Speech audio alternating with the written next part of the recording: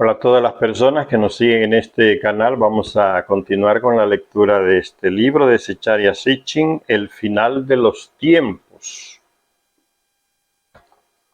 La última vez hablábamos de que Zecharia Sitchin iba a darle como a revisar acontecimientos, como recordar algunos acontecimientos importantes que sucedieron antes del diluvio y después del diluvio. El relato bíblico del diluvio, que tiene su inicio en el capítulo 6 del libro del Génesis, en el Antiguo Testamento,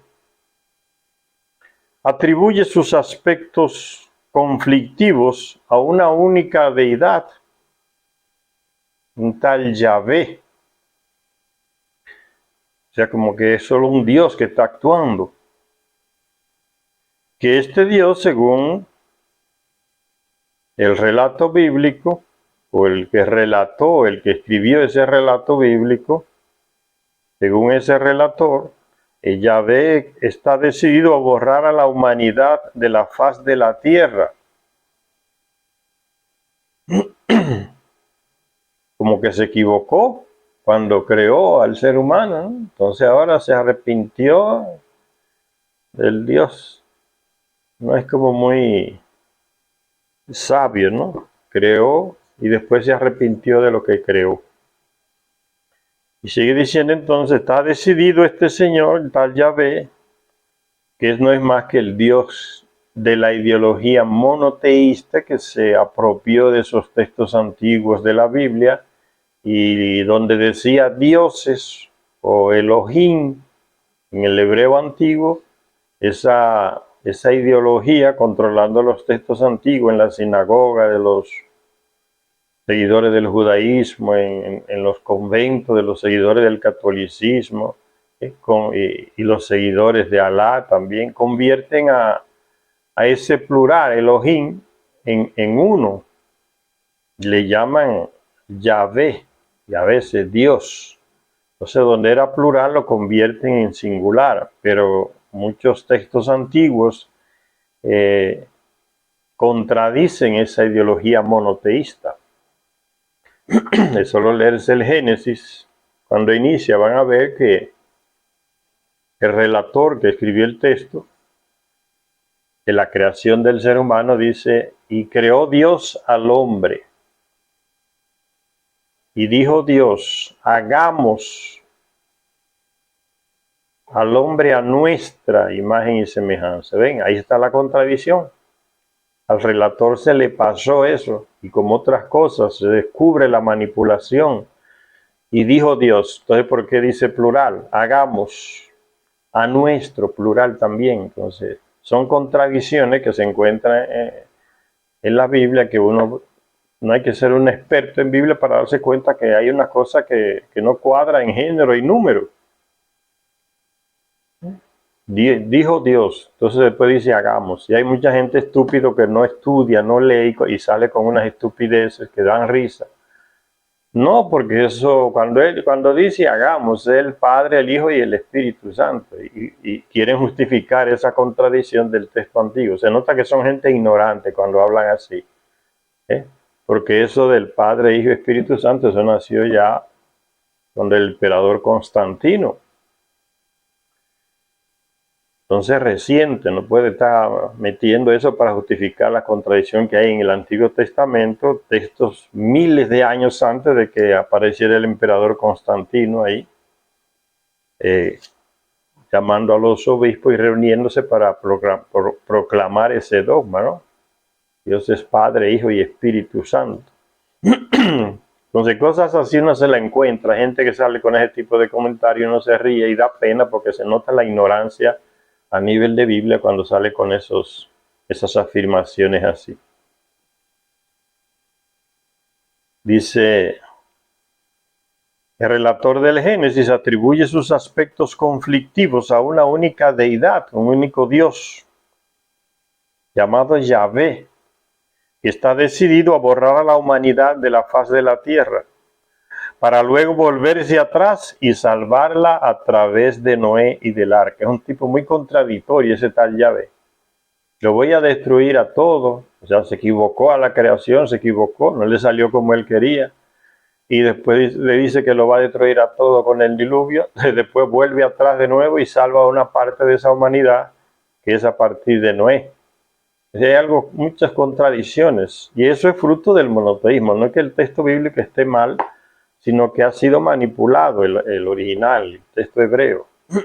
Hacerlo decir cosas que no dice.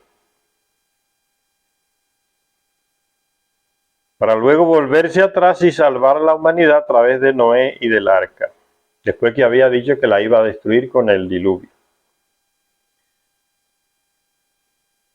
Las fuentes sumerias, ¿ve? Ya no bíblicas, sumerias, las fuentes sumerias de este relato, el relato del diluvio, se encuentra en texto de tablillas sumerias. Recuerdan que les decía lo que son las tablillas de Sumeria, ¿no? Tablillas de barro, en que los sumerios escribían sus textos, ¿no? Tablillas sumerias, tablilla de barro. Y la iban escribiendo ahí para que durara mucho tiempo. Esas tablillas que se han encontrado por miles en Mesopotamia, lo que hoy es Irak y esa zona por ahí, y que muchísimas de ellas, miles, se las robaron los ingleses, los alemanes, los franceses, los estadounidenses, están allá en sus museos, esas tablillas. Esos textos de esas tablillas son miles de años más antiguos que esos de la Biblia. Entonces los originales no son lo que están en la Biblia, son textos muy recientes comparados a los de las tablillas. Y los de la tablilla son más antiguos, por eso dan más detalles de un mismo relato, en concreto aquí del relato del diluvio. Las tablillas te dan muchísimo más relato y eso es señal de que son mucho más antiguos. El que colocó esos relatos en la Biblia los resumió demasiado, los apretó tanto que prácticamente a veces lo que hace es que confunde en lugar de aclarar. Las fuentes sumerias de este relato del diluvio, que son más antiguas, estoy leyendo a Sechar y a Sitchin, atribuyen el desafecto hacia la humanidad, no a ese tal Yahvé o a un Dios, sino a Enlil, al Dios Enlil en minúscula, Dios minúscula, Enlil se llamaba, es el desafecto de la humanidad que la quería destruir con el diluvio. Esos son los textos más antiguos. Recuérdense que los textos del Antiguo Testamento se sacaron de los textos de las tablillas mesopotámicas y sumerias. Entonces las fuentes sumerias de este relato del diluvio, que son más antiguas que los del Antiguo Testamento, atribuyen el desafecto hacia la humanidad, o sea, como ese odio a la humanidad que la quiere destruir con el diluvio. Atribuye el desafecto hacia la humanidad al dios Enlil, mientras que atribuyen el esfuerzo por contrarrestar la situación y salvar a la humanidad al dios Enki. Y el relator bíblico entonces le atribuye la misma cosa a un único Dios. Por eso confunden. O sea, son dos hermanos, Enki y Enlil. Uno quiere destruir a la humanidad, que era Enlil, y el otro la quiere salvar porque fue el que la creó al terrestre como somos nosotros, el Homo sapiens, es Enki, que es representado como la serpiente en el texto bíblico, ¿no? El pecado de Adán y Eva, y que les demuestra a Adán y Eva que ese tal Yahvé, que no es más que Enlil, ese Dios, es un mentiroso y engañador, porque le dice a Adán y Eva, si ustedes comen de aquel árbol aquí y allá, van a morir. Le mete miedo para controlarlos. Y llega la serpiente, que es Enki, le dice, no van a morir, eso es falso, es mentira, le está mintiendo. El tipo es un mentiroso, para meterle miedo. Ustedes no van a morir, pueden comer, y comieron y no murieron. Entonces la serpiente mostró que tenía razón, que es Enki. Lo que la Biblia pasó por alto, el relator bíblico, el manipulador del texto bíblico, pasó por alto. Dice, el relator, de las fuentes sumerias se atribuyen entonces el esfuerzo por contrarrestar a la situación y salvar a la humanidad al dios Enki. Lo que la Biblia pasó por alto para favorecer su monoteísmo, o sea, la visión de que hay un solo Dios. No solo fue el desacuerdo entre Enlil y Enki, pasó por alto ese relato en la Biblia, sino también la rivalidad y los conflictos entre dos clanes de Anunnaki que dominaron el curso de los posteriores acontecimientos en la Tierra. Entonces los textos antiguos nos hablan de esa gente que cayeron del cielo a la Tierra, o sea, vinieron de otro planeta Nibiru. Los sumerios lo sabían, porque los Anunnaki se lo habían comunicado. Entonces, miles de años después llegan estos relatores, seguidores fieles de una religión que ya no son muchos dioses, sino es uno. El monoteísmo se mete y comienza a manipular los textos antiguos, y donde estaba Enlil y Enki meten que Dios o Yahvé, la manipulación. Todavía la manipulación se sigue haciendo, se copió de esos señores antiguos. Manipular textos para que las próximas generaciones crezcan idiotas o ignorantes creyendo lo que no es. Entonces ese relator de la Biblia ignora esa rivalidad entre esos dos medio hermanos, Enki y Enlil, y lo atribuye todo a un único Dios, el monoteísmo. Y politeísmo significa que son varios dioses, poli varios, mono uno. El conflicto entre estos dos dioses y sus descendientes y las regiones de la tierra adjudicadas a cada uno de ellos, porque ellos, los Anunnaki después del diluvio se repartieron la tierra. Enki va para África, Enlil se queda ahí en todo lo que es Mesopotamia, parte de América también, de Asia. Se dividieron entre ellos. A Inanna le entregaron la región por ahí de la India, esos lugares, Pakistán, la India, todo eso por ahí. Unas civilizaciones que nacieron por ahí desaparecieron. Y Enlil, como el comandante jefe, se quedó con lo que es Mesopotamia. Y después también territorios por acá, en los Andes. Él y su hijo Ninurta.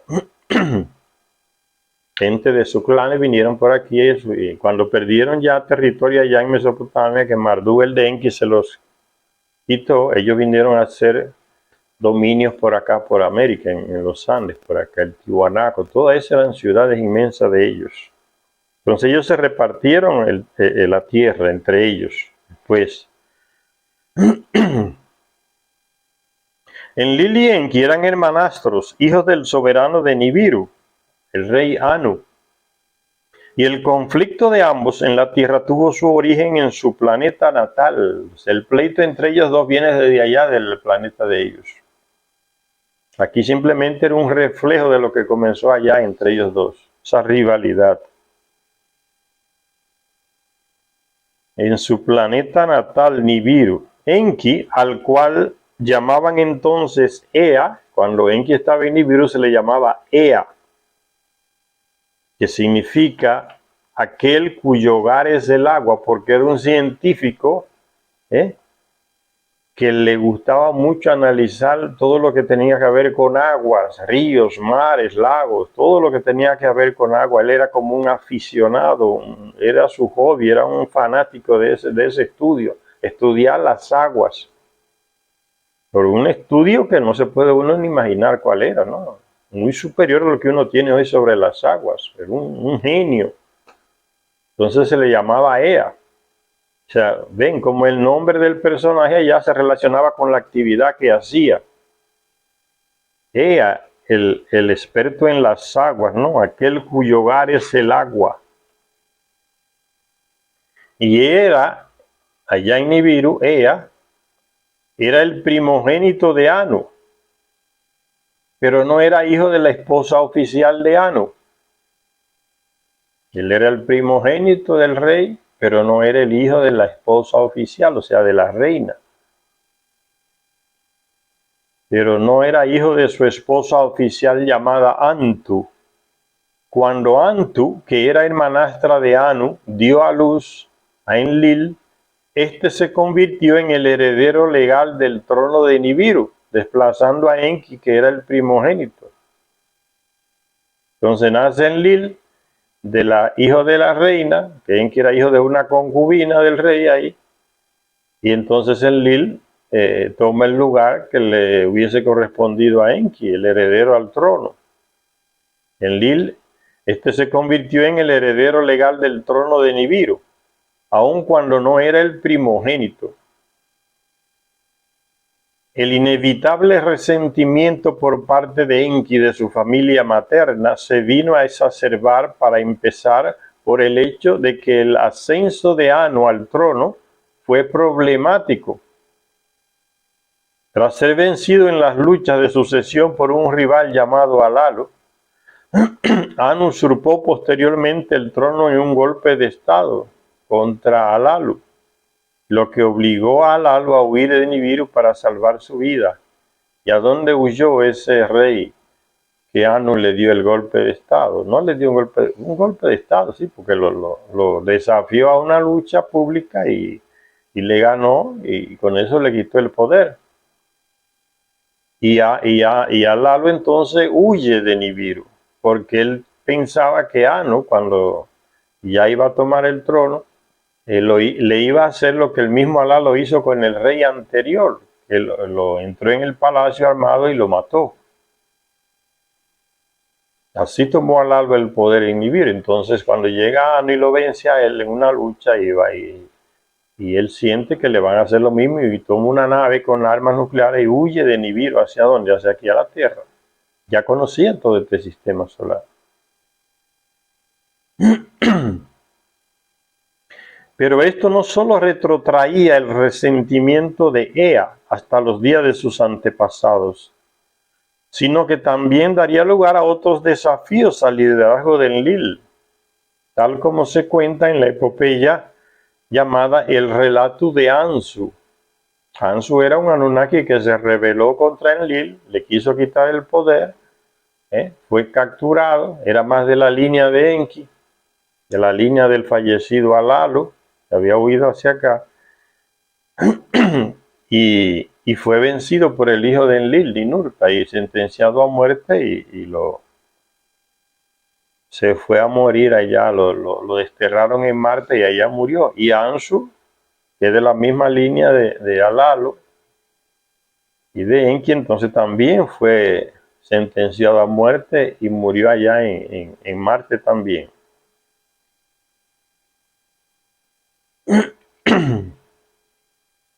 Entonces ese resentimiento de los dos viene desde Nibiru, por causa de que del poder, todos los conflictos y las guerras, ya terminamos de leer el libro Las guerras de los dioses y los hombres, todas esas guerras y conflictos de ellos aquí, era todo por el poder, luchando por el poder. Quien se casaba con su media hermana tenía derecho a heredar el trono, aunque no fuera el primogénito, porque al principio en Nibiru, ya esto lo explicamos antes, pero voy a resumirlo un poquito. En Nibiru, al inicio, se lo cuenta Enki, hablando de la historia de su planeta, se existía el derecho de la primogenitura, o sea, el primer hijo del rey, sea cual fuera, no importa que sea de una concubina o de la esposa oficial, el primogénito era el heredero del trono. Después, cuando llegó el tercer rey por ahí, o el segundo, la mujer de él, oficial, la reina, podríamos decir, no le dio un hijo primero, se lo dio una concubina. Y ella se rebeló y dijo, no, el hijo mío es el que va a reinar, aunque no sea primogénito, porque yo soy media hermana del rey. Entonces hay una relación sanguínea entre él y yo, mucho más cercana que con esa concubina que él tuvo, aquel primogénito. Desde ahora yo exijo que se reconozca como heredero al trono el hijo de una media hermana del rey, aunque no sea primogénito. Y el rey, que estaba, parece, viciado en la mujer, aceptó esa locura de ella, esa ley que se sacó de la manga para que su hijo heredara el poder, y el rey lo decretó. De aquí para frente, quien hereda el trono es el hijo de la media hermana del rey. Ahí comenzó una lucha grande, porque los que eran primogénitos, descendientes del primogénito de una concubina, nunca aceptaron eso. porque salió de la manga de esa mujer, del capricho, de la reina esa. Entonces esa lucha viene desde allá, por eso el heredero entonces es el que tiene la consanguinidad más cercana al rey, que es su media hermana. La ley de la consanguineidad sustituyó a la ley de la primogenitura, o la ley de la simiente, que es la relación con la media hermana. Ven, eso no viene de ellos. Y aquí se continúa esa costumbre, ¿no? Medio hermano que se casaban con sus hermanas. Abraham y otros más tuvieron sus hermanas por esposa, ¿no?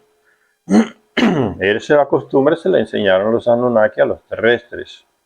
Viene ya del planeta. Entonces esos conflictos se fueron arrastrando a través de la descendencia de cada uno, de Enlil y de Enki, en sus hijos, en sus nietos, en sus bisnietos comenzó el problema, y eso es lo que le llevó a finalizar su misión aquí en la Tierra. Ellos mismos la destruyeron por la guerra entre esos dos clanes, en la lucha por el poder, y los terrestres copiamos esa lucha por el poder de ellos hasta el día de hoy. Dice: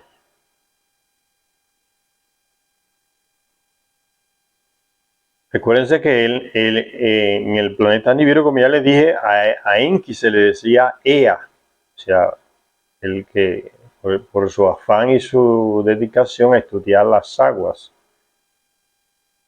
Solo después que llega aquí en la Tierra es que se le cambia el nombre, se le da el nombre de Enki, porque Ki significa tierra para ellos. Ellos nombran al planeta Tierra como el planeta Ki. Entonces Enki significa señor de la tierra, porque fue el primero que llegó aquí con un grupo de 50 de ellos y se le nombró como el comandante de la tierra. Se le puso, en lugar de Ea, se le puso Enki, el señor de la tierra, el comandante. Y sigue diciendo Secharya Sitchin, pero esto no solo retrotraía el resentimiento de Ea hasta los días de sus antepasados, resentimiento con su medio hermano que le quitó el derecho de primogenitura que él tenía.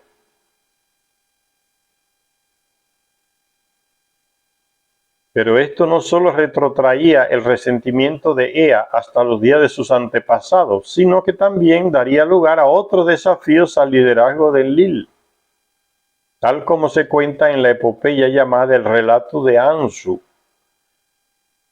Entonces, en el libro perdido de Enki, donde se relata lo que hizo Ansu, que estaba como comandante de los Anunnaki que vivían en la estación de paso en Marte. Se le llamaba los Siyiji. Y él vino aquí a la Tierra y quiso darle ese golpe de estado a Enlil, y fue capturado y condenado a muerte. Como ya les dije, era de la línea de Enki y de Alalu. La clave para desvelar el misterio de las normas de sucesión y de matrimonio de los dioses fue el darme cuenta de que estas normas también se aplicaban a los seres humanos que ellos elegían para que les sirvieran como representantes suyos ante la humanidad. Esas normas de sucesión, casarse con la media hermana para tener derecho a la sucesión, dejando de lado el primogénito, se la enseñaron los Anunnaki a ese grupo de personas que cuando ellos llegaron aquí, llamaron a ese grupo de terrestres, ¿no? Los formaron, le enseñaron muchas normas y los nombraron en sus residencias, los nombraron sacerdotes y sumos sacerdotes, y servidores de ellos. Eso es lo que era un sumo sacerdote, servidor de un Anunnaki.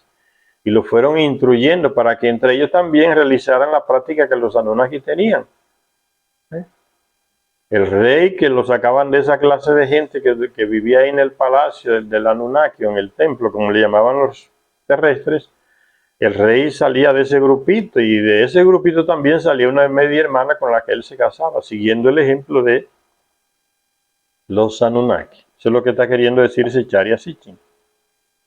La clave para desvelar el misterio de las normas de sucesión y de matrimonio de los dioses fue el darme cuenta, dice Secharya Sitchin, de que estas normas también se aplicaban a los seres humanos y a los terrestres, que ellos elegían Los Anunnaki elegían para que les sirvieran como representantes suyos ante la humanidad.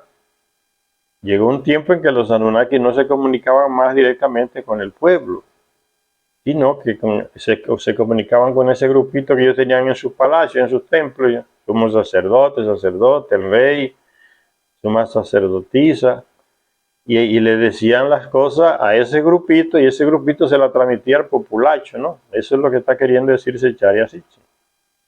Fue el relato bíblico en el que el patriarca Abraham decía en Génesis 20, versículo 12, Génesis capítulo 20, versículo 12, dice en la Biblia, hablando de Abraham, el patriarca, que él no había mentido cuando presentó a su esposa Sara como su hermana. En el libro del Génesis, capítulo 20, verso 12, se habla de que Abraham, un rey de un lugar donde Abraham estaba con su esposa Sara, se apasionó por Sara y hizo que se la llevaran al palacio para casarse, para desposarla, pero que en una visión, sueño, se le avisó: si haces eso te vas a traer problemas. Ella es la esposa de Abraham. Pues el rey se espantó: pero ¿cómo? Él me dijo que era su hermana. Entonces la devolvió a Abraham, y Abraham le dijo: sí, ella es mi media hermana, es mi hermana. Ella es hija de mi padre, pero no es hija de mi madre, o sea, era su media hermana. Ahí fue que el rey entendió que ellos seguían esa costumbre de los Anunnaki y se casaban con sus medias hermanas. Por eso dice que menciona ese caso de Abraham y Sara. Es cierto, en el capítulo 20, versículo 12, dice Abraham: es cierto que es mi hermana, hija de mi padre, aunque no de mi madre, y vino a ser mi mujer.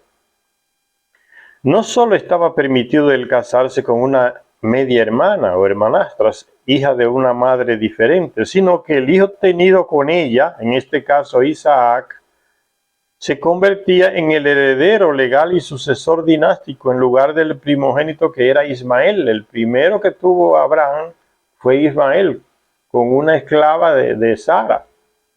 Sin embargo, siendo el primogénito, hijo de una mujer que no era la oficial, no tuvo derecho a la heredad. Copió el terrestre de lo que hacían los Anunnaki.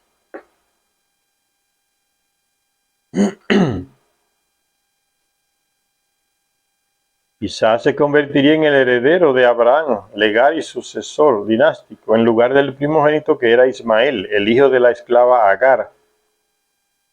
Ya se vio eso en el libro de las guerras de los dioses y los hombres. Ahí Zecharia Sitchin explicó cómo estas reglas sucesorias provocaron las agrias desavenencias surgidas entre los descendientes divinos de Ra en Egipto, el Mardú en Mesopotamia, el mismo Amón-Ra de Egipto.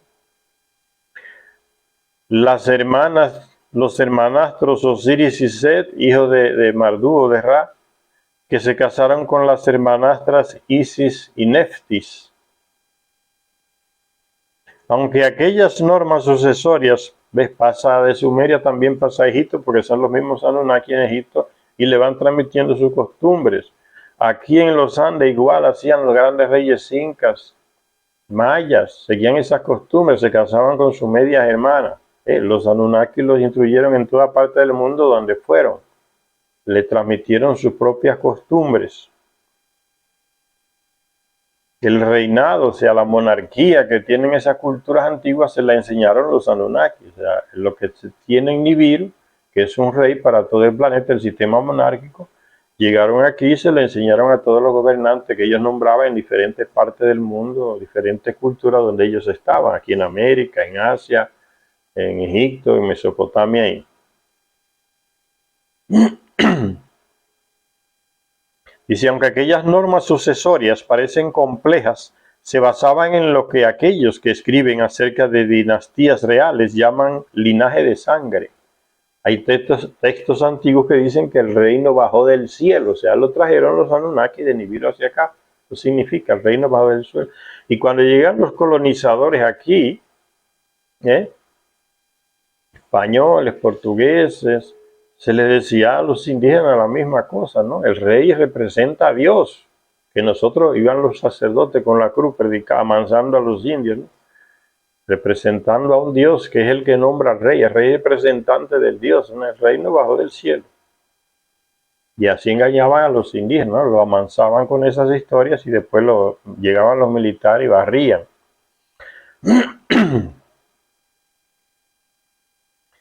Aunque aquellas normas sucesorias parecen complejas, se basaban en lo que aquellos que escriben acerca de dinastías reales llaman linaje de sangre, ¿eh? La consanguineidad. O sea, yo soy media hermana del rey, entonces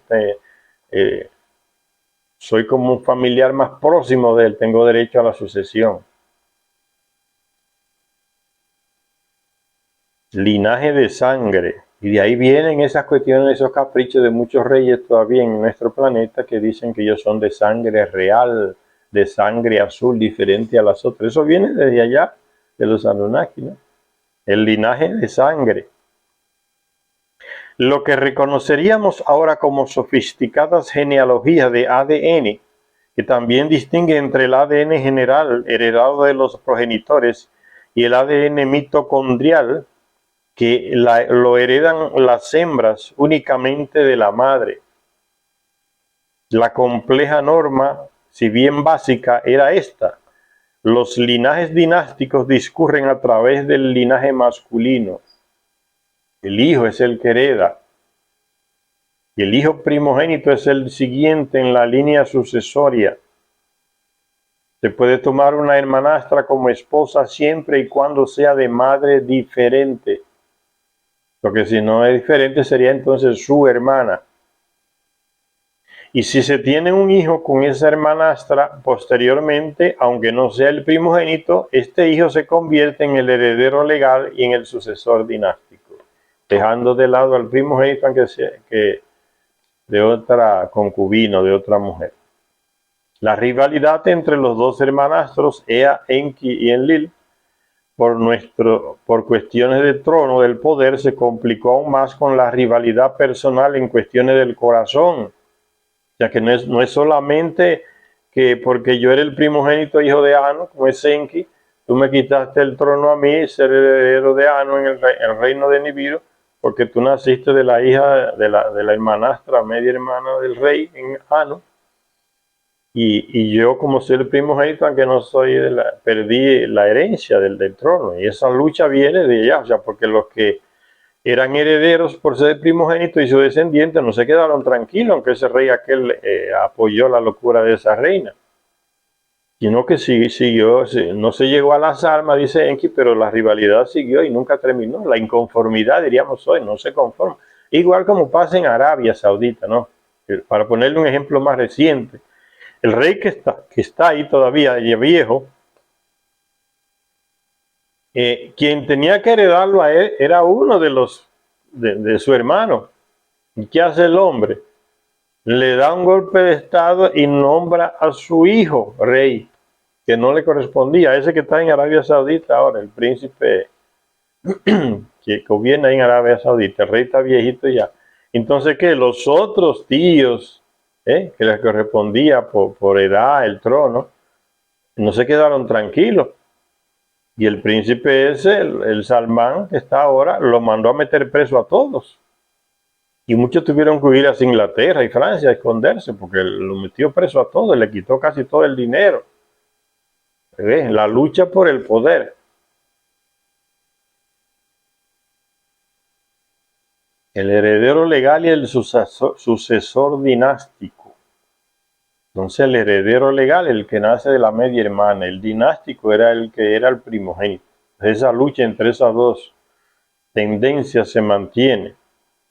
La rivalidad entre los dos hermanastros Ea y Enki va más allá de eso. ¿Por qué? Porque en Nibiru, dice Zecharia Sitchin, toca temas del corazón de Enlil y Enki. ¿Por qué?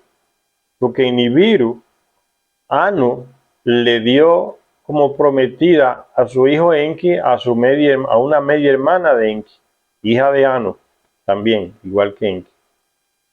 Pero esa media hermana se apasionó por Enlil, que era también su medio hermano, ¿no? Y medio hermano de Enki. Bueno, la que había sido prometida para Enki se encaprichó con Enlil, el medio hermano. Entonces, encima de que Enlil le había quitado ya la posibilidad a Enki de heredar el trono, también le quita la que iba a ser la esposa de él, su media hermana. Y entonces, ¿qué hace Anu? Envía a ellos dos aquí a la tierra y sigue el problema, porque eso no se cura, eso no se cura. Pero también envía a esa media hermana para acá. Y esa media hermana, allá en Nibiru, siendo prometida de Enki, le da un hijo, tiene un hijo con Enlil. Y Anu se molesta tanto que le dice, usted nunca se me va a casar. Y ella nunca se pudo casar. Y tuvo hijos con los dos, con Enlil y con Enki. Pero no, murió sin casarse. Ya fue la orden que dio, usted nunca se me va a casar. Y la mandó para la tierra también. O sea, metió aquí a los tres que son, que tienen problemas. Enlil y Enki, y entonces llega la mujer también. Por eso dice Secharya Sitchin que no era solo problema entre Enlil y Enki de la herencia, del poder, sino que había un problema del corazón, dice Secharya Sitchin, se refiere a eso, cuestiones del corazón.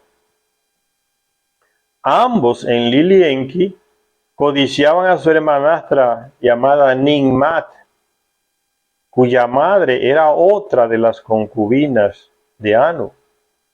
Entonces los tres son hijos de Anu, Enlil, Enki y Ningmat, pero de madres distintas.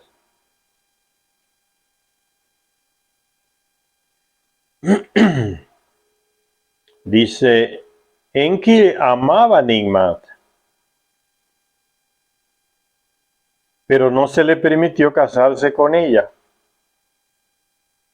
porque ella salió embarazada de Enlil, siendo prometida de Enki. Ella la amaba de verdad, pero no se le permitió casarse con ella. Posteriormente, Enlil la poseería y tendría un hijo con ella, llamado el Ninurta. Aunque nacido sin desposorios por parte de los padres, las normas de sucesión hacían de Ninurta el heredero incontestable de Enlil. Se va alejando las posibilidades de Enki y sus sucesores ser heredero del trono de Anu. Ninurta, el heredero incontestable de Enlil, por ser al mismo tiempo su primogénito y también el hijo de su media hermana. Ea, o Enki, tal como se cuenta en los libros llamados de las crónicas de la tierra, fue el líder del primer grupo de 50 Anunnaki que llegaron a la tierra para obtener el oro que necesitaban para proteger la decreciente atmósfera de su planeta Nibiru. Pero los planes iniciales fracasaron y se envió a la tierra su medio hermano Enlil. Volvió y se complicó la situación. Ya venían con el problema de allá por la herencia del poder, después se mete la media hermana entre medio de los dos y se cría también otro problema pasional entre los tres. Ahora llega aquí a la tierra y Enki, el primero que llega, abre una colonia, diríamos hoy una misión, con un grupo de ellos, 50, y también después el mismo Anu, echándole más gasolina al fuego, viene aquí y le quita el poder a Enki y se le entrega a Enlil.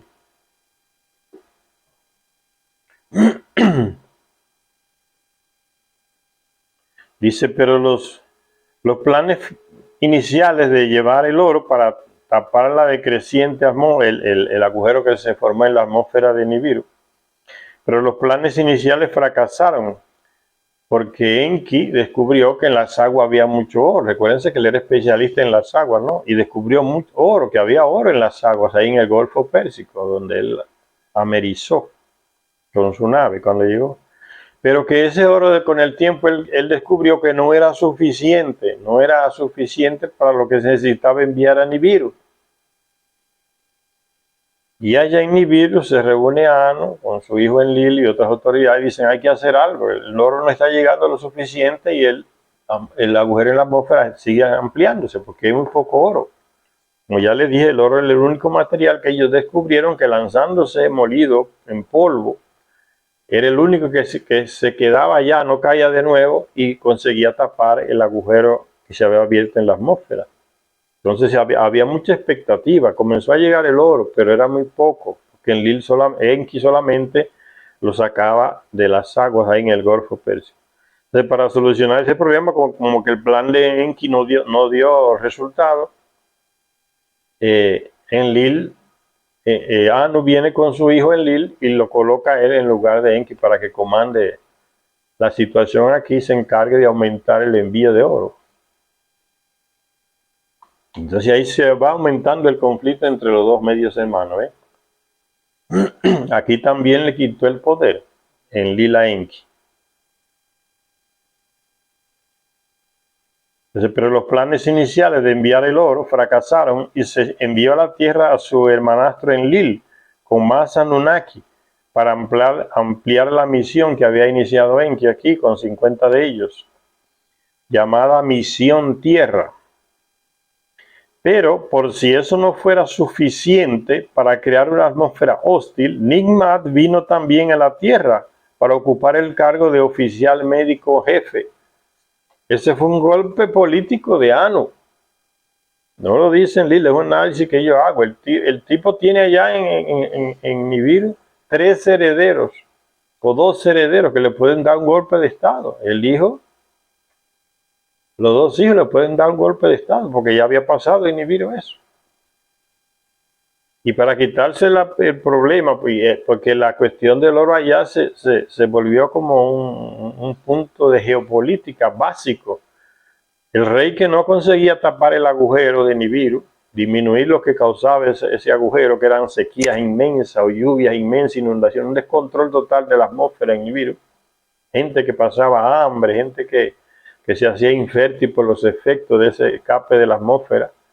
El rey que no solucionaba le daba un golpe de estado. Que el pueblo exigía, hay demasiado seca, hay demasiado hambre, no hay producción de alimentos, usted no está resolviendo nada. Entonces lo destituían y con lo que llegaba otro, aprovechando ese descontento del pueblo y se metía y agarraba el poder. Y fíjense entonces la experteza de Anu, a lo que pueden ser herederos de él allá en Nibiru, lo que son legalmente herederos, o sea, los 2 hijos, los manda a un planeta extraño, lejísimo, aquí a la Tierra, a buscar el oro. Pero también le manda a la hermana también, que se le sigan arreglándosela aquí los 3 con su problema. O sea, se libra del problema y se queda el solito tranquilo allá. Es un golpe político que da el tipo. Y lo deja aquí hasta el final.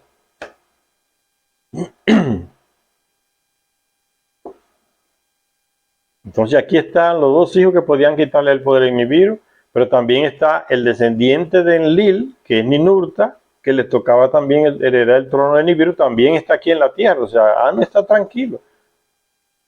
Los que le pueden dar el golpe de estado están todos aquí en un planeta lejísimo de Nibiru. Los metió todos aquí. Es como hoy, ¿no? Vamos a quitarnos el enemigo político principal, vamos a mandarlo para tal lugar, lejos de aquí, así no nos queda problema y mantenemos el poder tranquilo nosotros. Se aprendió de ellos, esos métodos políticos.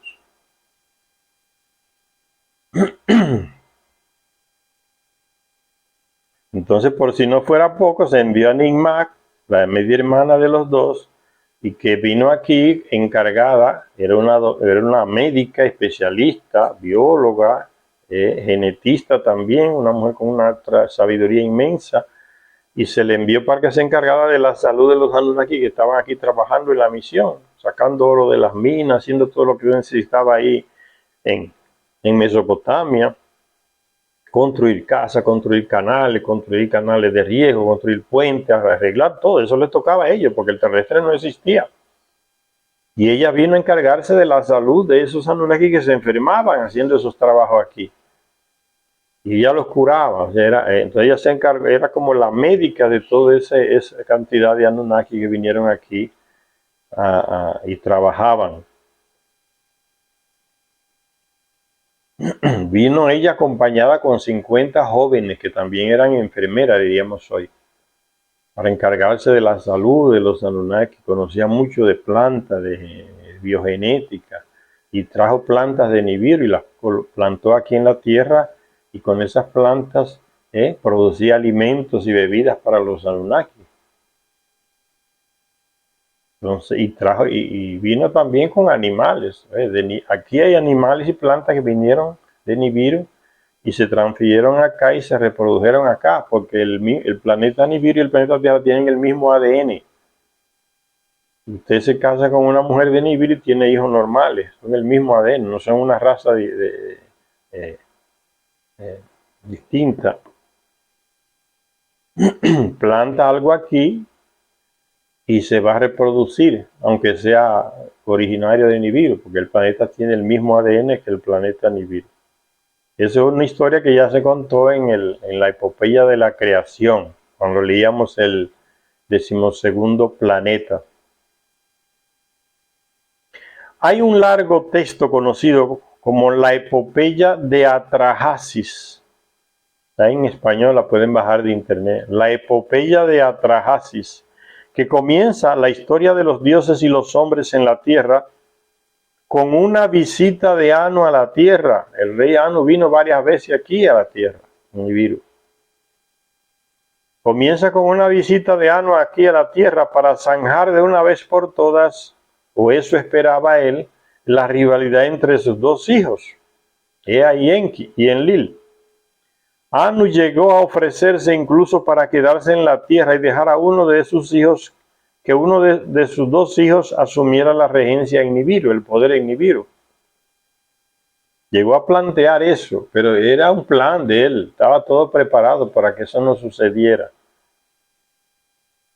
Con esto en mente, el antiguo texto nos dice, llamado la epopeya de Atrahasis, que echaron a suertes, como se dice, vamos a tirar una moneda al aire.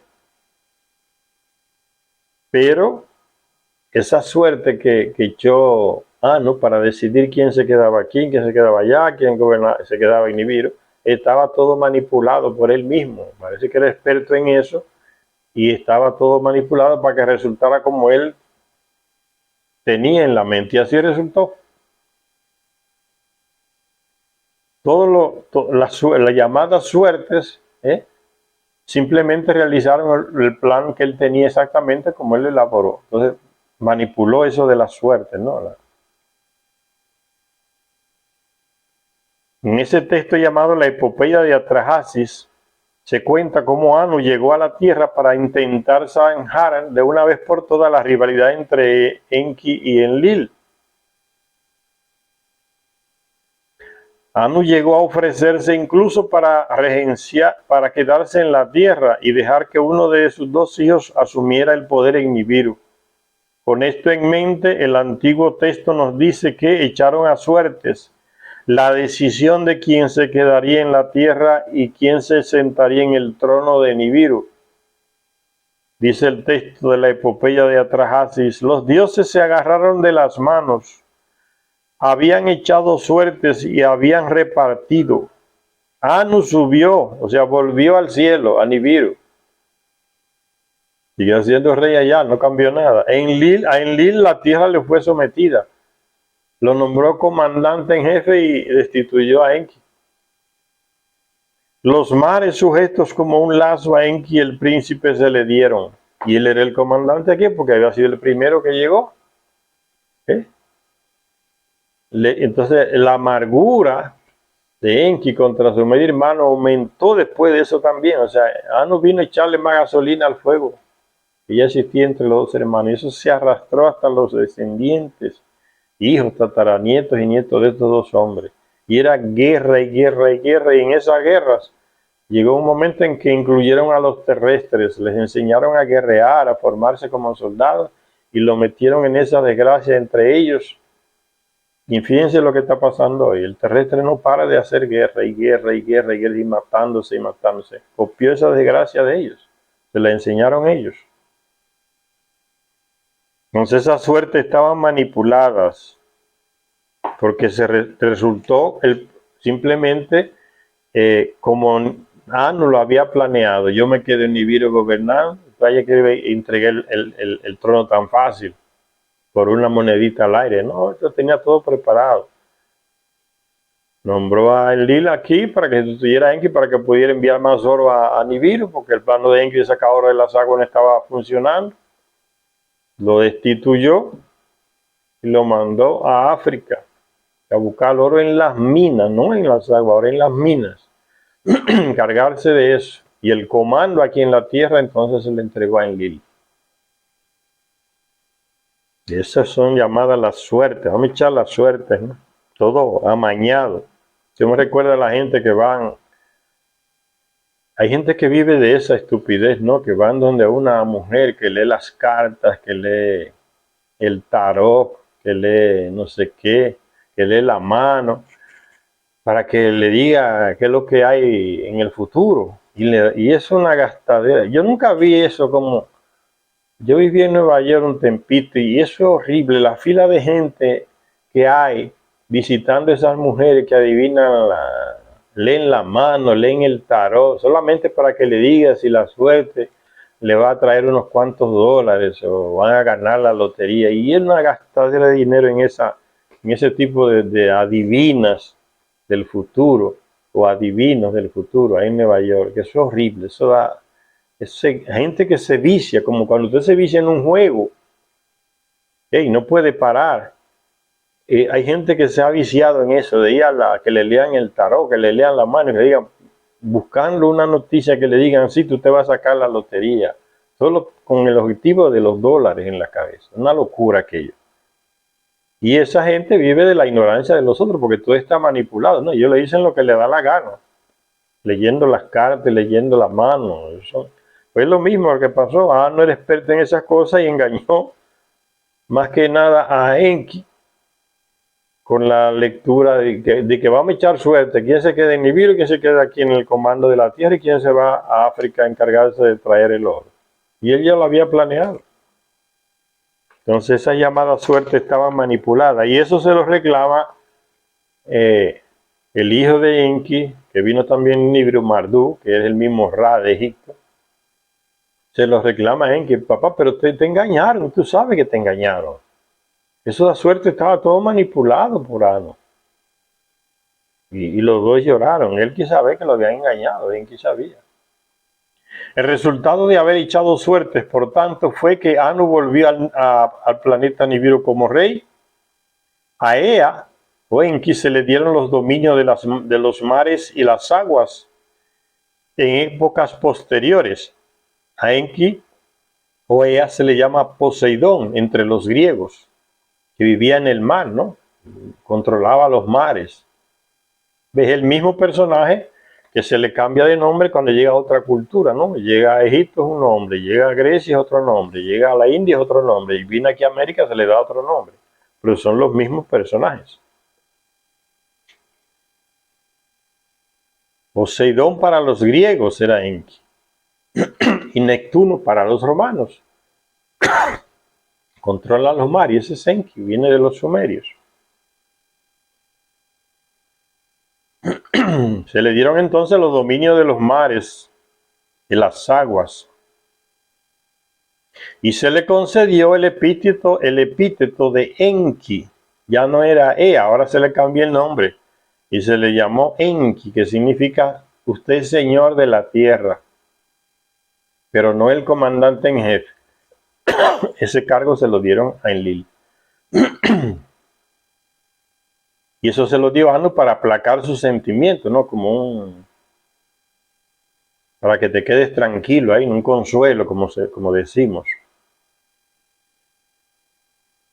Pero fue Enlil, señor del mando, del comando, el que fue puesto al cargo de todo, el jefe aquí. A Enlil, la tierra le fue sometida. Dice el texto que leímos. Resentido o no, Enki o Ea no podía desafiar las normas de sucesión, no podía contradecir la palabra del rey. O el resultado obtenido al echar las suertes. Y así el resentimiento, dice que Enki lloró cuando Anu dijo, el resultado de la suerte es este. Enki se va, deja el comando aquí, se va para África a buscar oro. Dicen que Enki lloró, bajó la cabeza y lloró, sabía que lo habían engañado. pero no podía contradecir las órdenes de su padre. Resentido o no, Enki no podía desafiar las normas de sucesión o el resultado obtenido al echar suertes, y así el resentimiento, la ira ante la justicia negada y la enfermiza determinación por vengar las injusticias cometidas contra su padre y sus antepasados, y por tanto contra él mismo, llevaron al hijo de Enki, Marduk, a emprender la lucha. Marduk, que fue el primer hijo que tuvo Enki allá con su esposa en Nibiru, vino de allá. Enlil también trajo al de él, que es Ninurta. Entonces, ya en Marduk venía con ese resentimiento. A mi padre lo han apartado del poder y yo tengo que reconquistarlo. Y eso fue guerra y guerra y guerra, que hasta terminaron destruyendo a Mesopotamia con el ataque nuclear. Entonces, esos resultados de tanta humillación contra Enki, que llevaron a su hijo Marduk a emprender la lucha por recuperar el poder que según él le correspondía a Enki y a él mismo, como hijo primogénito de Enki. En diversos textos se habla de cómo los Anunnaki construyeron asentamientos en la región del Edín, o sea, esa región donde estaba Sumeria antes del diluvio. Eso era el Edín, la región del Edín, que en la Biblia se le llama el Edén. Entonces no es un jardincito, es una región entera, el Edín. Todo lo que es Mesopotamia hoy.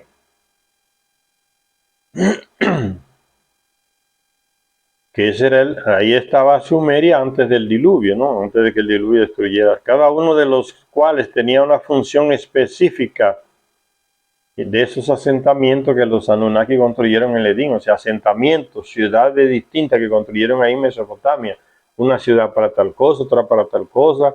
Ahí fueron levantando varias ciudades antes del diluvio, cuando se establecieron ahí, fundando su misión. Es como que si de aquí fueran a la luna un grupo de gente, de terrestres, hombres y mujeres, y allá, bueno, vamos a construir esto aquí, una casa aquí, otra allá, allá colocamos el control para las naves, aquí colocamos el control de las armas por si alguien nos ataca, allá colocamos los computadores, en otra ciudad aquí hacemos, eso es una misión, sería entonces la misión luna, de los terrestres en la luna, pues es lo mismo que hicieron ellos acá. Llegaron de Nibiru y formaron esa misión tierra ahí en Mesopotamia, donde llegaron por primera vez. A eso se refiere. Ahí construyeron varias ciudades según las necesidades que tenían. Por ejemplo, a esa mujer, la media hermana, que era la doctora de todo, que se iba a encargar de la salud de ellos aquí, le construyeron una ciudad, que era como la ciudad hospital, podríamos decir hoy. Y la nombraron ahí, ella era la jefa de esa ciudad.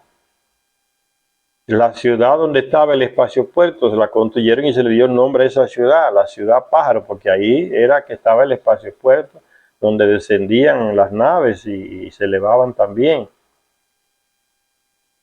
Y así fueron, eso se llama la misión tierra. En diversos textos se habla de cómo los Anunnaki construyeron asentamientos en el Edín, cada uno de los cuales tenía una función específica, dispuestos todos según un plan maestro.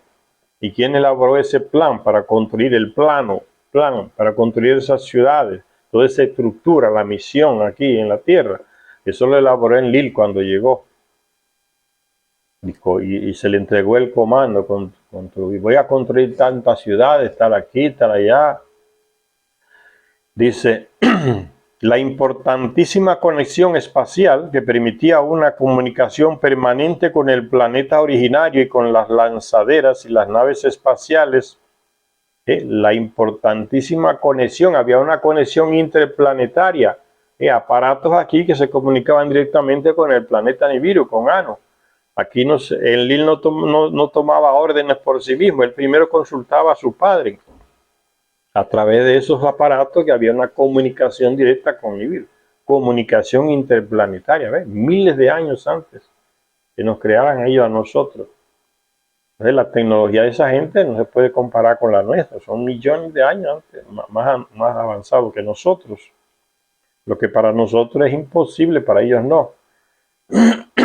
Entonces se comenzaron a construir esos asentamientos, la importantísima conexión espacial, o sea, la comunicación con Nibiru, que permitía una comunicación permanente con el planeta originario, y con las lanzaderas y las naves espaciales se mantendría en el puesto de mando de Enlil, en la ciudad de Nippur. Entonces esa ciudad se convirtió como el centro de mando, el ombligo de la tierra, el centro ahí, donde estaba el comandante en jefe. Nippur se llamaba esa ciudad antes del diluvio, y después del diluvio también se reconstruyó en el mismo lugar, y él siguió residiendo ahí, en Lil, ahí en Mesopotamia, el Edín.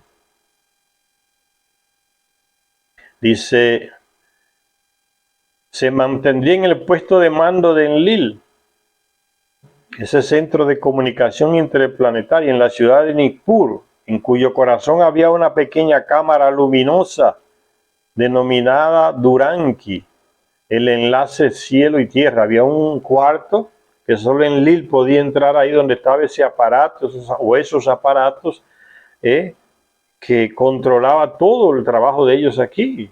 Se comunicaban desde ahí con Nibiru, controlaban las naves, le daban las coordenadas a las naves. Toda esa parafernalia de aparato estaba ahí, en ese cuarto secreto, digamos hoy, a nivel religioso sería sagrado, ¿no? El santo de los santos. Eso era. Solo él podía entrar ahí, controlar esos aparatos, el comandante en jefe, el Duranki, el enlace cielo y tierra. Otra instalación vital era el espaciopuerto, localizado en la ciudad de Sikpar, que significa ciudad pájaro. El espaciopuerto, de ahí salen las naves, como aves, como pájaros, van y vienen. Nippur se encontraba en el centro de una serie de círculos concéntricos. Ellos elaboraron un plan geométricamente, ¿no? Trazaron líneas imaginarias, y todas confluían en el centro, que era Nippur. Como cuando usted va a construir un espaciopuerto aquí, un aeropuerto, usted tiene que tener un esquema, un mapa hecho, un croquis, un diseño, y lo hacen gente especialista, ¿no? Para que cada cosa, que la línea tal debe estar allá, la pista tal debe estar aquí, de norte a sur, de este a oeste, para cuando llegue el avión no choque uno con el que viene de allá, otro que viene del oeste choque con el que viene del sur. O sea, todo geométricamente calculado, a eso se refiere. Eso lo hicieron ellos, copiamos de ellos. Dice, Nippur se encontraba en el centro de una serie de círculos concéntricos en los cuales se ubicaba el resto de las ciudades de los dioses. Todas juntas, estas ubicaciones conformaban un pasillo aéreo de aterrizaje para las naves espaciales, cuyo punto focal estaba en el rasgo topográfico más visible de Oriente Medio. El Oriente Próximo, que son los picos gemelos del monte Ararat. El que viene del espacio en la nave inmensa necesita un punto que lo guíe cuando entra al planeta para aterrizar. No es nada extraño, eso es lo que hacen los aviones hoy cuando llegan al aeropuerto, ¿no? Desde lejos, ya el tipo se comunica con la torre de control y le va indicando las coordenadas. Vaya un poco más a la izquierda, vaya un poco más a la derecha, levante un poco más el vuelo, mantenga la línea. Faltan tantos kilómetros para que usted vea las luces de su pista. Eso era. Porque si no, la nave se estrella sin esas orientaciones, sin ese centro de comando que la vaya orientando. Entonces, del espacio se veía ya, de la altura del planeta ya se ve el punto más alto que los va a guiar para decirle por dónde va la línea de aterrizaje. Entonces se guiaban por los montes Ararat, allá entre Turquía y Armenia. Son dos picos gemelos, se llama, dos picos gemelos. Son los más altos de toda esa región de por ahí de Mesopotamia, de Irak y de Irán, de Siria y de Turquía. Son los puntos más altos. Entonces las naves que vienen desde el espacio ven esos dos puntos y se guían. Es por aquí que va la línea de aterrizaje. Ya están los dos puntos más altos allá. Y para eso se construyeron las grandes pirámides también en Egipto, para que le sirvieran las naves que venían de arriba como punto que los guían como unas balizas, ¿no? Para guiar las naves. Los puntos más altos que se ven son esas pirámides. Y dice que las pirámides tenían unas luces, unos aparatos que los mismos Anunnaki colocaron y después retiró Ninulta, una luz que llegaba al espacio. Y las naves fuera del planeta ya veían la luz y sabían por dónde iba la ruta de aterrizaje ya, cuando llegaban. Entonces no es nada extraño, eso lo hacen los aviones y las naves hoy también.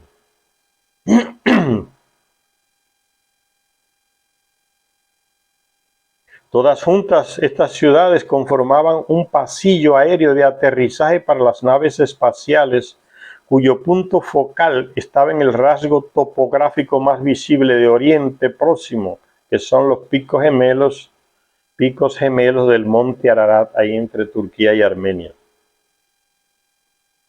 Y luego el diluvio barrió la tierra, arrasando todas las ciudades de los dioses, incluido el centro de control de misiones y el espacio puerto, y enterró la región del Edén o el Edén bajo millones de toneladas de lodo y cieno hasta el día de hoy. Son metros y metros abajo, que siguen muchas cosas guardadas ahí enterradas de la época de ellos antes del diluvio, y que no se han podido desenterrar porque ya se han construido muchas ciudades ahí en Mesopotamia. Todo está dividido por países que no existían, Irak, Irán, Siria, todos esos lugares, pero todas esas ciudades antiguas quedaron enterradas y siguen ahí hasta el día de hoy, sobre millones y millones de toneladas de lodo. Imagínense quién va a abrir eso para extraer todas esas cosas que están allá sumergidas. Se perdió todo. Y enterró el Edén bajo millones de toneladas de lodo y cieno, o sea, basura, diríamos hoy. Había que volverlo a hacer todo de nuevo, pero muchas cosas no volverían a ser como fueron. Después que el diluvio barrió todo, había que recomenzar de nuevo, porque necesitaban seguir enviando oro a Nibiru. Y el oro estaba aquí en este planeta. Entonces, ahora, ¿cómo hacemos? Hay que reconstruir todo de nuevo, no hay manera. Hay que construir las ciudades como estaban, un centro de control de misiones, un espacio puerto, unas pistas de aterrizaje, hay que construirlo todo, y se fajaron a hacer eso. No tenían otra opción para que llegue el oro a Nibiru y se salve el planeta. Había que volverlo a hacer todo de nuevo.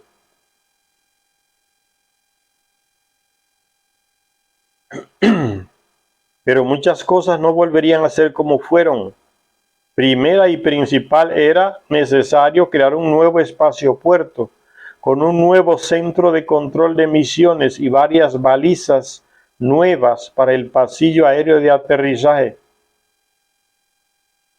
El nuevo pasillo aéreo estaría anclado de nuevo en los prominentes picos gemelos del monte Ararat, pero el resto de componentes de ese espacio puerto sería nuevo, ya no podía ser el de antes, que iba desde el mar Mediterráneo ahí, donde está Israel y Palestina, y llegaba hasta allá abajo, hasta el Golfo Pérsico. Ahí era que estaba el primer espacio puerto de ellos, la ruta de aterrizaje, guiándose siempre por el monte más alto, el Ararat. Ahora tuvieron que construirlo de nuevo, y ya no lo hicieron de norte a sur, ahora fue de oeste a este, o de este a oeste, ¿no? Aterrizaban con los dos montes que crearon artificialmente ahí en Egipto, que son las dos grandes pirámides, y se guiaban, iban descendiendo, mirando siempre el monte Ararat allá también como referencia, iban descendiendo en ese, y el centro de control de misiones, que antes del diluvio estaba en Nippur, ahí en Mesopotamia, lo que hoy es Irak, se mudó para lo que hoy se le llama la ciudad de Jerusalén, que no se llamaba así. Entonces ahí se puso el centro de control de misiones, ahí estaba el control que era el que lo comandaba, ¿ves? Se mudó, se cambió el espacio puerto de lugar. Por eso decía Zecharia Sitchin que después del diluvio no todo volvió a ser igual como antes. Pero muchas cosas no volverían a ser como fueron. Primera y principal, era necesario crear un nuevo espacio puerto con un nuevo centro de control de misiones y varias balizas nuevas para el pasillo aéreo de aterrizaje. Son miles de años antes de que el terrestre fuera creado y ya se habla, esta gente ya tiene esa tecnología, ¿no? Espaciopuertos, naves, de eso que hablan los textos del Antiguo Testamento, de esta raza de gente que tenía naves, tenía una tecnología que no tenemos hoy, que el terrestre le parecía una cosa que no entendía, no había manera de que se le metiera en la cabeza cómo esta gente hacían esas cosas. Los textos del Antiguo Testamento hablan de esa tecnología y en el Nuevo Testamento se habla también de esa tecnología, de una raza de gente que eran avanzadísimos cuando nosotros ni existíamos. Por eso les dije, ¿no? Esa mujer está embarazada, María o Sara. ¿Más cómo? Si yo no tengo posibilidad o si soy virgen. Sí, pero para ustedes es imposible, para nosotros no. Tenemos un conocimiento, una tecnología que ustedes no tienen. Son miles, millones de años antes que nos llevan en avances tecnológicos. No hay manera de comparar. Eso es lo que para uno es milagro, para ellos simplemente tecnología que nosotros no conocemos. Hay un estudio de un hombre que se llama von Haniken, alemán, está vivo, escribió varios libros sobre estos temas, de esa gente que vinieron de otro planeta y de naves en los textos antiguos, que él dice que prácticamente todos los grandes milagros que la Iglesia Católica tiene, y de otras religiones, judaísmo y del Islam, no son milagros, apariciones de personajes, que uno dice que es la Virgen, otra dice que no sé qué, simplemente son ovnis que han aparecido y personajes de ellos, con una tecnología, gente que brilla, que brillan y se mantienen y tienen ropa que el terrestre no entiende qué es eso y se le llama milagro, pero todo es pura manipulación de las religiones para controlar a la gente. Esos grandes temas, la Virgen de Lourdes, la Virgen no sé de qué, que vieron una señora, dicen los tres muchachitos, a la Virgen de Fátima, que simplemente fueron visiones de esos personajes, que no eran ninguna Virgen María ni nada de esas cosas, eran visiones de esos personajes, con una tecnología que el terrestre no conoce, y que la iglesia se apropia de esas visiones y las convierte en religiosos, que fue a María, que nos trajo un mensaje, que todo eso es falso para manipular al pueblo más fácil. Las asume y las controla la iglesia. Dice, no, que fue la Virgen María que se le apareció a los tres pastorcitos allá en Portugal, que se apareció en la cueva de Lourdes. Ese tipo hace un estudio profundo de esas cosas. Dice, no es nada de milagro, ni de apariciones de virginidades. Son esos seres con su tecnología, haciendo cosas tan profundas científicamente o tecnológicamente que para el terrestre parece un milagro. No tiene otra manera de explicarlo. Entonces sigue diciendo, el nuevo pasillo aéreo o espaciopuerto estaría anclado de nuevo en los prominentes picos gemelos del Ararat. Va a seguir hacia allá teniéndolo como referencia.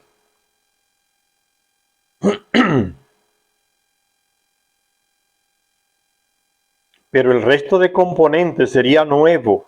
El espaciopuerto en la península del Sinaí, sobre el paralelo 30 norte. 2 picos gemelos artificiales como balizas para las naves que vienen del espacio, que son las pirámides de Giza en Egipto. Y un nuevo centro de control de misiones en un lugar llamado Jerusalén. Que cuando ellos fundaron eso ahí no se llamaba Jerusalén, tenía otro nombre. Y esta disposición jugaría un papel crucial en los acontecimientos que tendrían lugar con posterioridad al diluvio. Él habla de ¿por qué hay?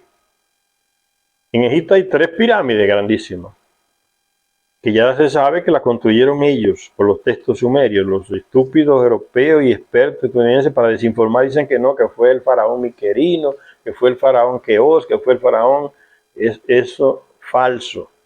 En esas 3 grandes pirámides nunca se encontró tumba de nadie, de ningún faraón, ni inscripciones que dijeran esto lo construyó tal faraón. Son inventos de los europeos que se metieron allá y crearon esa historia porque no saben explicarlo. Pero los textos sumerios son claros. Las 2 grandes pirámides son 3, las 2 más grandes son como esos 2 picos del monte Ararat para las naves que vienen descendiendo. y estaban iluminadas, salía una luz inmensa, porque ellos tenían aparato dentro de esas pirámides. Y la tercera pirámide, que es la más pequeña, que están ahí las tres todavía, era simplemente, se hizo como una maqueta fue. Y el que hizo el plano fue un hijo de Enki, que está en el territorio de ellos, ahí en Egipto, en África. Ningisida, que en Egipto se le llamaba el dios Tot, el dios de la sabiduría, del conocimiento, que es el mismo que viene aquí a Mesoamérica y se convierte en la serpiente emplumado, que es Alcoal, Cumascos, le dan un nombre porque está en otra cultura. Y entonces esa tercera pirámide más pequeña, él la hizo como una maqueta, como cuando usted le dice a un arquitecto, mira, yo quiero que tú me construyas una casa que tenga esto y esto y esto, y el tipo hace una maqueta y te la presenta en una mesa y te dice, mira, aquí va a haber un baño, aquí va a haber un pasadizo secreto, aquí va a haber el sótano, allá van a estar 3 cuartos, allá va a estar la cocina, todo encima de una mesa, y tú vas viendo. Y tú puedes decir, no, eso no lo quiero aquí, pónmelo en otro lugar, ese bañero me lo pone acá. De la maqueta es para eso, para que usted pueda corregir algo que usted ve que no está como usted quiere que esté. Y eso fue el trabajo de la tercera pirámide, que es la más pequeña. Era una simple maqueta que hizo ese hijo de Enki. Y él mismo dice en el libro de Enki que entonces se corrigió en esa maqueta lo que había que corregir, y entonces ya se dejó de lado porque era una simple maqueta y se dispuso entonces a hacer las dos grandes, que son como los dos picos gemelos del monte Ararat, que también van a guiar a las naves. Y después de miles de años llegaron los faraones queriendo imitar esas tres construcciones y no pudieron. Entonces ustedes van a encontrar al día de hoy algunas pirámides pequeñitas hechas de piedra y de cosas pequeñas. Son los faraones que la hicieron imitando a las tres, porque ellos lo veían como los dioses, ¿no? Le decían, queriendo imitar a los dioses, y ahí mandaban, entiérrenme aquí, entiérrenme allá. En esas se han encontrado las tumbas, porque esos reyes, esos faraones le hicieron para eso, queriendo imitar, y están casi todas totalmente destruidas. Y las tres siguen ahí. La tecnología es muy distinta de la Anunnaki comparada con la del terrestre. La del terrestre se derrubaron todas con el tiempo, en la arena. Estas tres siguen ahí. Esas son las tres grandes pirámides. Por eso él dice que entonces eran dos son balizas que guían a las naves, y la tercera era una simple maqueta de estudio y corrección. Entonces ve que se cambió el espacio puerto de Mesopotamia, antes del diluvio se cambió para lo que hoy es Sinaí, Jerusalén, el monte Ararat y las tres pirámides. Se cambió de lugar. El diluvio fue decisivo, tanto para los asuntos de los dioses como para los de los hombres, porque cambió todo el proyecto de ellos. Así como en la relación entre ambos, entre los hombres y los terrestres y los Anunnaki, los dioses. Los terrestres que habían sido creados para servir a los dioses y trabajar en su lugar, el terrestre fue creado para trabajar y servirle a ellos. Y eso es el papel que hacía el sumo sacerdote en los templos, ¿verdad? Servirle a esos dioses. Los terrestres que habían sido creados para servir a los dioses y trabajar en su lugar fueron tratados a partir de entonces, a partir del diluvio, como compañeros subalternos, nunca iguales a ellos, como ciudadanos de quinta categoría. Como usted cuando va a Estados Unidos o a Europa, usted es ciudadano, va a conseguir la ciudadanía, pero usted aún con la ciudadanía, usted es ciudadano de quinta categoría. Usted no tiene el mismo lugar que el blanco caucásico en Estados Unidos, aunque usted tiene la ciudadanía. Él está en un patamar más alto que usted. Y es lo mismo. Los aceptan como compañeros en las ciudades que construyen. Los terrestres pueden estar allá, pueden vivir en su casa, en su templo, como dicen los terrestres, pero son subalternos. Ustedes están para servirnos a nosotros. Entonces no hay igualdad. Somos ciudadanos ambos, pero ustedes no somos iguales. La nueva relación entre los hombres y los dioses se formuló Pues eso fue después del diluvio, ¿ves? Se santificó después del diluvio, que aparece esos negocios de llamarle dioses. Las religiones nacen después del diluvio. El origen de la religión está ahí, después del diluvio. Ahora, digámosle que somos dioses y que nos sirvan como si fuéramos dioses. Ahí inicia todo, una nueva relación. La nueva relación entre los hombres y los dioses se formuló, se santificó y se codificó cuando se le concedió a la humanidad su primera civilización después del diluvio. En Mesopotamia fue hacia el 3800 a.C. El trascendental acontecimiento vino a continuación de una visita de estado de Ano a la Tierra. Vamos a dejarlo por acá. En la próxima continuamos. ¿Cómo fue esa visita de Ano aquí a la Tierra después del diluvio para hacer ciertos cambios aquí en la Tierra y que incidieran en la humanidad que se iba a extender de los terrestres que sobrevivieron del diluvio? En la próxima lectura veremos esa parte. Gracias a todos y a todas los que nos ven en este canal.